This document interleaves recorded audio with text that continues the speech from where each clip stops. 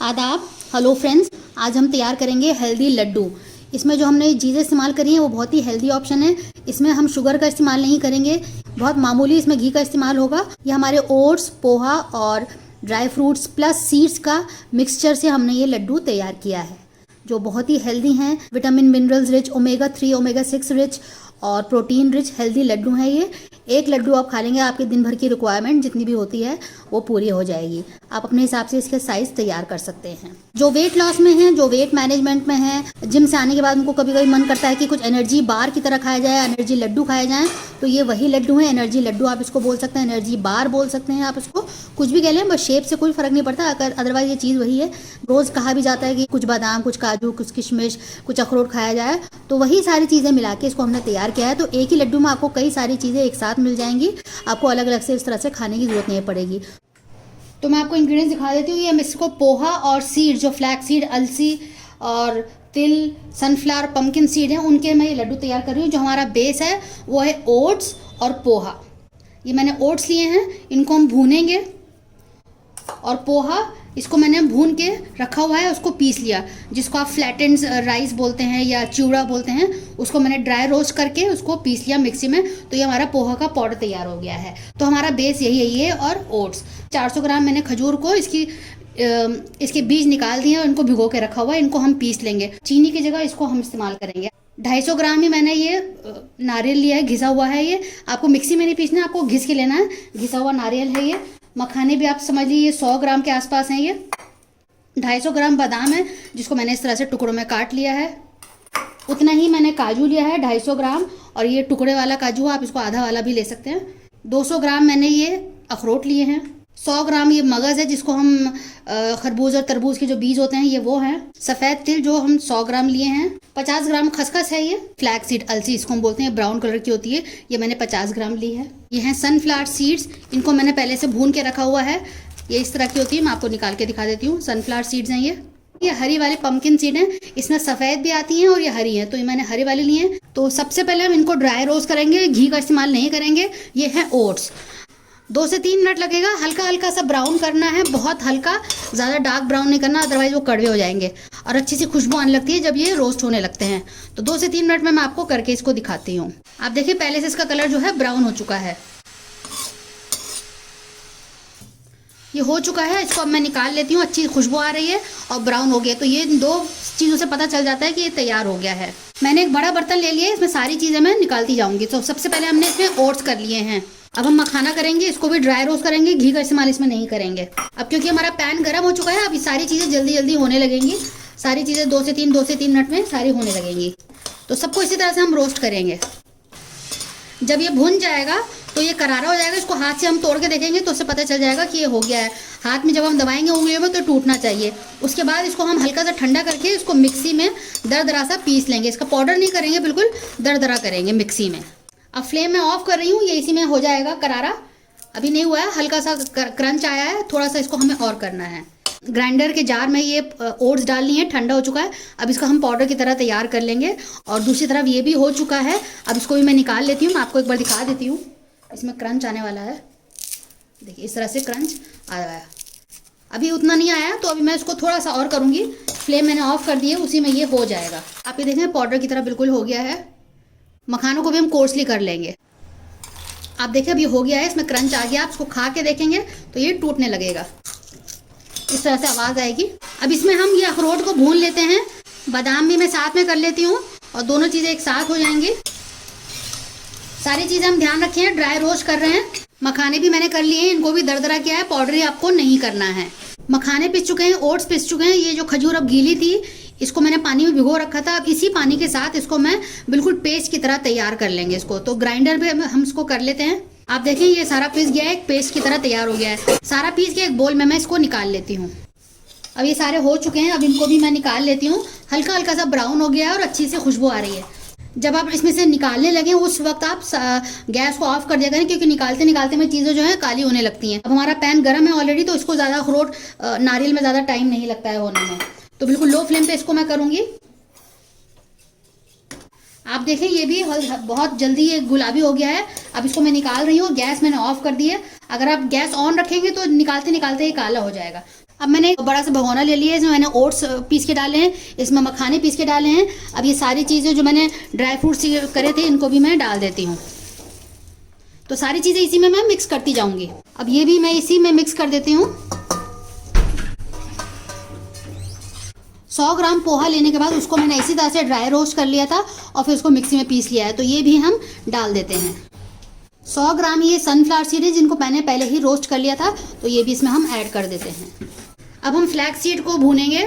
इसको भूनने के लिए ख़ास टिप है क्योंकि वो उछलता है और कभी कभी इसे हादसा हो सकता है, मुंह पे आके पड़ता है, तो इसी के लिए हम एक ढक्कन यूज़ करेंगे।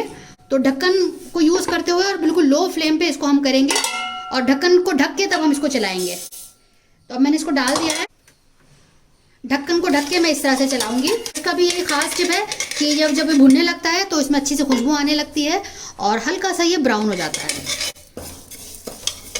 तो मीडियम टू हाई फ्लेम पे इसको हम करेंगे। सारी चीज़ें मैंने मीडियम टू हाई फ्लेम पे करी हैं। आप देखिए कि आवाज़ आ रही है, इसलिए वहाँ पर खोल नहीं रही हूँ। ये लगभग होने वाला है। जब आवाज़ आने लगती है इसका मतलब ये हो गया है। तो बस अब मैं फ्लेम को ऑफ करके इसको निकाल लेती हूँ। अब हम इसमें तिल को भूनेंगे। ये 100 ग्राम तिल हैं और साथ में हम खसखस भी भून लेंगे क्योंकि दोनों ही जल्दी हो जाते हैं, तो दोनों को एक साथ हम भून लेते हैं। बहुत ही हेल्दी लड्डू हैं ये, आपके बहुत काम आएगा। और जो वेट लॉस में है, वेट मैनेजमेंट में है और उनको लगता है कभी कभी कि एनर्जी की कमी हो रही है, तो वो इस तरह के लड्डू बना के खा सकते हैं। तो वेट मैनेजमेंट में ये काफ़ी हेल्पफुल रहेगा क्योंकि इसमें हम शुगर का इस्तेमाल नहीं कर रहे हैं, इसमें घी का बहुत कम इस्तेमाल होगा। सिर्फ काजू को ही हम इसको घी में भूनेंगे, अदरवाइज ये सारा हमने ड्राई रोस्ट किया है। तो बहुत ही ज़्यादा हेल्दी लड्डू हैं। और जो फ्लैटन राइस है जिसको हम पोहा बोलते हैं, उससे जिनको खून की कमी रहती है उनके लिए वो परफेक्ट है। तो वो भी अच्छा है। खजूर के कितने बेनिफिट्स हैं। सारी चीज़ें अलग अलग से हम खाएंगे, उससे बेहतर है कि उसका एक लड्डू बना लें और खा लें। तो लड्डू के साइज़ भी आप अपने हिसाब से, जितना आपको एक टाइम में खाना हो उस हिसाब से आप छोटे बड़े अपने साइज़ के बना सकते हैं। मैंने पहले भी 3 तरह के खजूर के लड्डू और बना के डाले हुए हैं, आप वो भी देख सकते हैं। अंजीर के लड्डू मैंने बना के डाले हुए हैं, आप वो भी देख सकते हैं। और एक ग्रेनोला बार है, वो उसका भी मैंने रेसिपी बना के डाला हुआ है।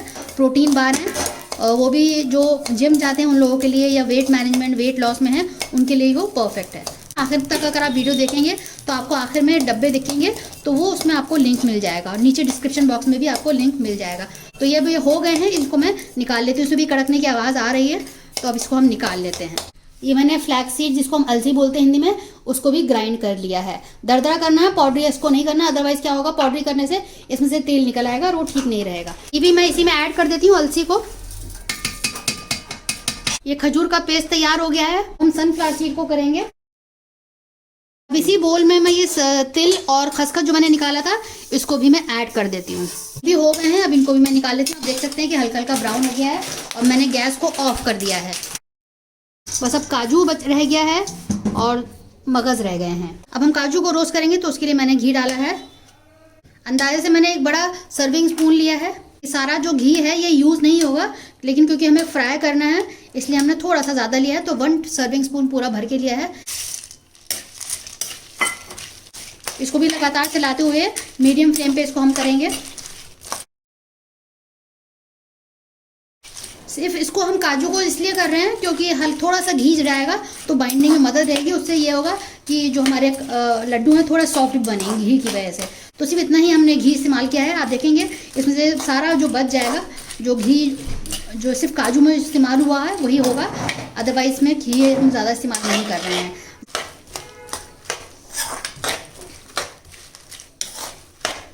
तो ये बाइंडिंग में मदद करेगा, इसलिए हमने उतना घी इस्तेमाल किया है। हो गया, आप देखें हल्का हल्का ब्राउन हो गया। मैं गैस को ऑफ कर रही हूँ और उसको निकाल लेती हूँ। सारा घी इस तरह से निकल जाएगा, निचोड़ जाएगा और इसको हम निकाल लेते हैं। गैस को ऑफ करके इसको हम निकाल रहे हैं। अब इसी घी में इसको हम मगज को भून लेंगे और ये भी उछलते हैं, इसलिए इसको भी हम ढक के करेंगे। आप देखिए ये हो गए हैं और ये फूल गए हैं और मैंने गैस को ऑफ कर दिया। अब इसको भी मैं निकाल लेती हूँ। हल्का हल्का सा ब्राउन हो गया है और क्वांटिटी में फूल के ये डबल हो जाते हैं। बचे हुए घी में मैंने ये पेस्ट डाल दिया है खजूर का। अब इसको हम भूनेंगे। अब इसी बचे हुए थोड़े से घी में हम इसको भून लेते हैं। आप चाहें तो इसको घी को हटा सकते हैं। थोड़ा सा मैंने इसको बोल को खंगाल लिया है जिसमें मैंने खजूर को रखा हुआ था पीस के। आप चाहें तो घी को हटा दें, इसको बिना घी के भी आप कर सकते हैं, लेकिन थोड़ा सा बचा हुआ था तो मैंने सोचा कि इसी में कर लेते हैं। तो ये बहुत अच्छा ऑप्शन है, जिसको चीनी नहीं खानी है, वाइट शुगर बिल्कुल परहेज़ करते हैं, उनके लिए ये परफेक्ट है। आप देखेंगे कि खजूर के भी बहुत फ़ायदे हैं, इसमें विटामिन मिनरल्स प्रोटीन पाया जाता है। सुबह में एक रोज़ आप खजूर खाएंगे तो उससे बहुत फ़ायदा होगा।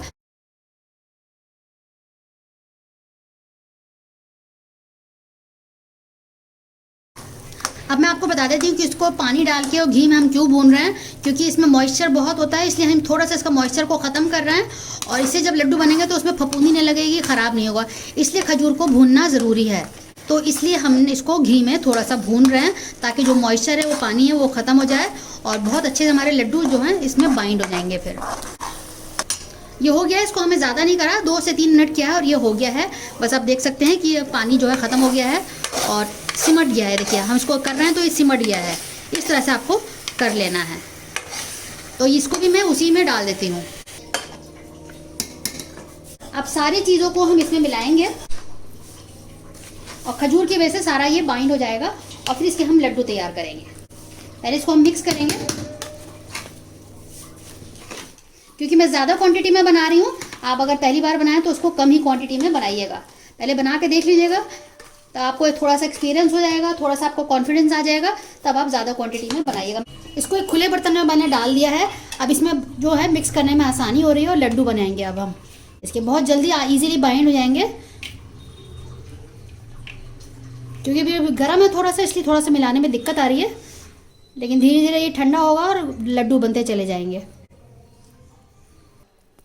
आप देखिए कि सारा जो मिक्सचर है खजूर के साथ मिक्स हो गया है। अब इसके लड्डू इस तरह से तैयार करने हैं, जैसे आप कोफ्ते तैयार करते हैं सेम उसी तरीके से आपको इसको मिलाना है। बस हथेली में आपको इस तरह से करना है और ये आसानी से आपके लड्डू तैयार हो जाएंगे। आप देखिए लड्डू बढ़िया सा तैयार हो गया है। तो सारे लड्डू हम इसी तरह से तैयार कर लेते हैं और फिर मैं आपको दिखाती हूँ। देखिए अभी मैंने ये 20-22 लड्डू अभी तैयार कर लिए हैं, अभी इतना सारा बचा हुआ है। तो इसमें 100 लड्डू तैयार हो जाएंगे बड़े आराम से और कई दिनों तक, कई महीनों तक आपके चल जाएंगे। बस आपको इसको बंद डब्बों में करके रखिएगा। अगर खुला छोड़ देंगे खुले बर्तन में तो इससे सौगी हो जाएंगे, क्रंच वो खत्म हो जाएगा। जो हमने ड्राई रोस्ट किया उसकी वजह से क्रंच आया है। और देखिए अभी भी ये इतना बचा हुआ है, इसको मैं बनाऊंगी अभी, लेकिन क्योंकि वीडियो मुझे कंप्लीट करना है इसलिए मैंने आपको थोड़ा सा बना के दिखाया है। तो आप देखें हमारे ज़बरदस्त से लड्डू तैयार हो गए हैं। आप इसको बनाइएगा, फीडबैक ज़रूर दीजिएगा। जो घर में हेल्थ कॉन्शियस लोग हैं, वेट मैनेजमेंट, वेट लॉस में हैं, उनके लिए ये बिल्कुल परफेक्ट है। Omega 3, omega 6 rich, protein rich, vitamin minerals rich laddoo हैं ये। बनाने के बाद आप फीडबैक ज़रूर दीजिएगा। हमें आपके फीडबैक का, आपके कमेंट्स का काफ़ी इंतज़ार रहता है और उनको पढ़ना अच्छा लगता है, उनको जवाब देना बहुत अच्छा लगता है। अगली बार मिलते हैं किसी नई रेसिपी के साथ, तब तक के लिए शुक्रिया। देखते रहिए शैलाज़ दस्तरखान।